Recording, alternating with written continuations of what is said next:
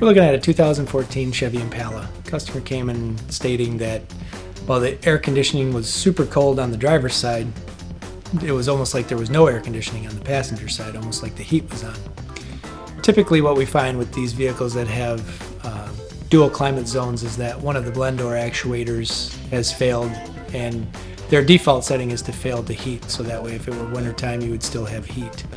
We advised the customer that it was going to need a new blend door actuator on the passenger side to get back into the cold air zone. As you can see from the pictures here, it's kind of an extensive repair by having to remove portions of the dash to get access to that actuator. Once we were able to replace the actuator, we started the vehicle up, and sure enough we had cold air on both sides again. If you're having a vehicle that is having an issue similar to this, please feel free to give us a call. We look forward to getting that straightened out for you. My name's Dan, and thanks for watching. And please share this video so other people out there like you can get this information.